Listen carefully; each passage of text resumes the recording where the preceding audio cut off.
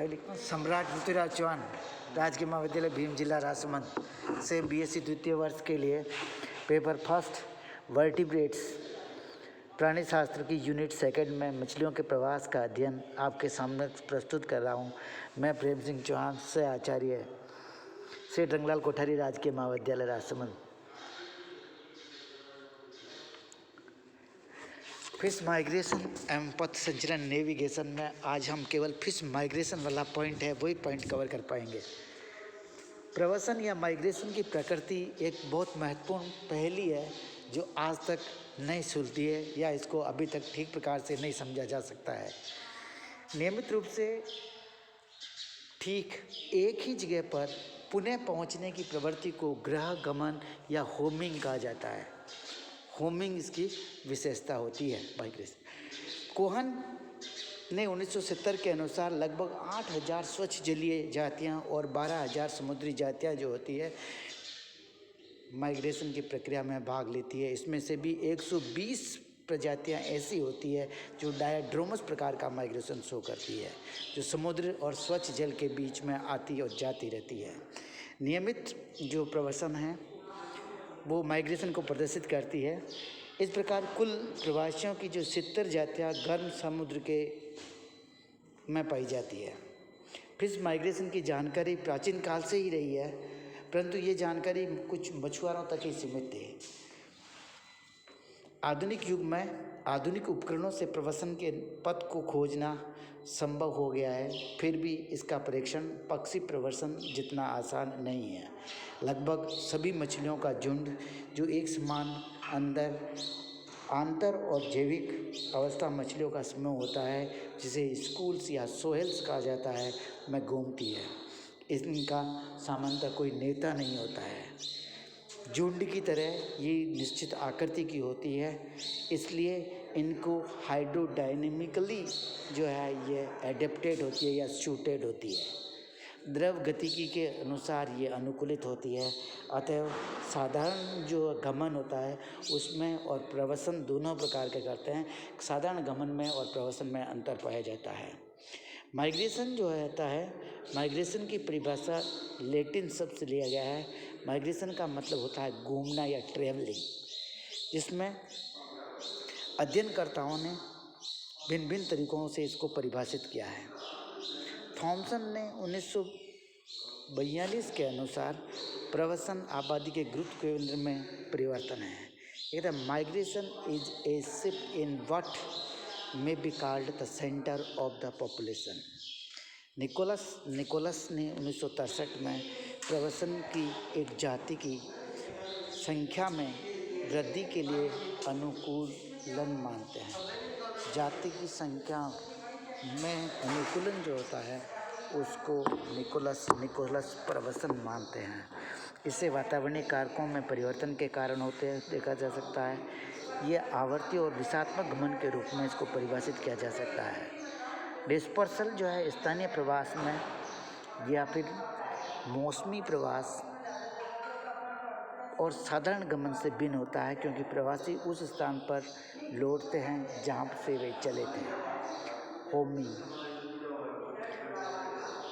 गृह गमन एक नैसर्गिक और कार्यकी के द्वारा निर्देशित व्यवहार है जिसमें मछलियाँ अपनी प्रवास यात्रा करती है।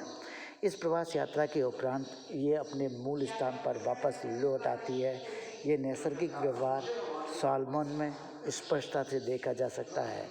पोखर, तालाब या झीलों में रहने वाली मछलियाँ भी छोटी छोटी मछलियाँ में ये नैसर्गिक प्रवृत्ति मिलती है। यदि उन्हें अपने गृह क्षेत्र से दूर ले जाकर छोड़ा जाए तो ये वापस उन्हें उस स्थल पर लौट आती है। गार्केन ने 1959 में गृहागमन को किसी अन्य नए स्थान पर जाने के बजाय पुनः पुराने स्थान पर लौटने के रूप में परिभाषित किया है। प्रवासी मछलियों के प्रकार, types of migratory fishes. Myers ने 1949 के अनुसार प्रवासी मछलियों की प्रजातियों को 3 प्रकारों में विभाजित किया है। इनमें सबसे पहला उभयत्रगामी मत्स्य है, डायड्रोमस फिशेस। दूसरा सरितगामी मत्स्य है जिसे पोटेमोड्रोमस फिशेस कहा जाता है, और तीसरा समुद्रगामी मत्स्य जिन्हें ओशियनोड्रोमस कहा जाता है।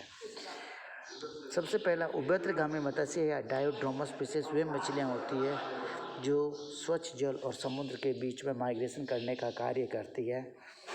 इन्हें पुनः 3 प्रकारों में बांटा जाता है: एनाड्रोमस स्पीशीज, कैटाड्रोमस स्पीशीज और एम्फीड्रोमस स्पीशीज। एनाड्रोमस प्रकार की फिशेज वे फिशेज होती हैं, ये मछलियाँ प्रजनन के लिए समुद्र से स्वच्छ जल की ओर प्रवासन करती है, जैसे कि सालमन, स्ट्रिप्ड बास, सार्ड, लैम्प्रेस और हिल्सा।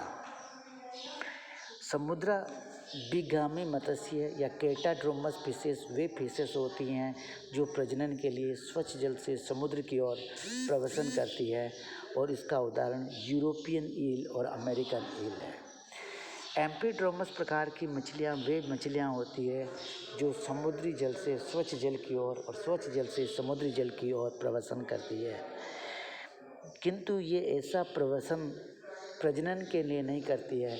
इनका प्रवासन का कारण भोजन हो सकता है।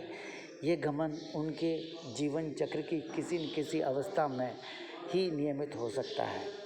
इसका उदाहरण गोबीज फिशेज कहलाती है, और ये गोबीज फिशेज भोजन के लिए प्रवासन करती है।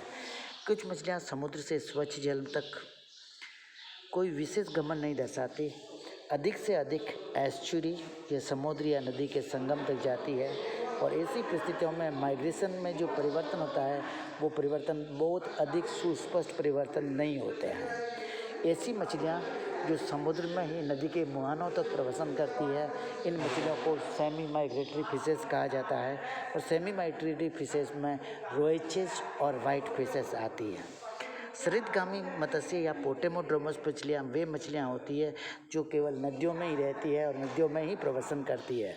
इसके अंतर्गत कार्प्स और ट्राउट्स आती है। ओशियोनोड्रोमस प्रकार की फिशेज समुद्र में ही रहती है और समुद्र में ही गमन करती है। इस प्रकार की मछलियों का उदाहरण अटलांटिक हैरिंग्स है, सार्डिन है और मैकेरल है। ये मछलियाँ अंडे देने के लिए ठंडे जल की ओर जाती है और पुनः अपने पैतृक क्षेत्र स्थान की ओर लौट आती है। सामन जैसी कुछ मछलियाँ में शिशु प्रवासन नहीं करते हैं, जबकि सॉर्ड जैसी मछलियों में शिशु और वयस्क जो है दोनों ही प्रवासन करते हैं। टाइप्स ऑफ माइग्रेटरी मूवमेंट, प्रवासी गमन के प्रकार। प्रवासी गमन में के 2 प्रकार पाए जाते हैं। पहला जो प्रवासन है उनमें मछलियों का प्रवाह पानी की धारा, जल की धारा के विपरीत होता है, इसलिए इसको काउंटर टेनेंट कहा जाता है। जबकि दूसरा जो प्रवाह होता है जो जल की धारा के साथ होता है, इसलिए इसको डिनेटेंट कहा जाता है। कुछ जातियां दोनों ही प्रकार का गमन को दर्शाती है। मछलियों में निम्न प्रकार से गमन हो सकता है।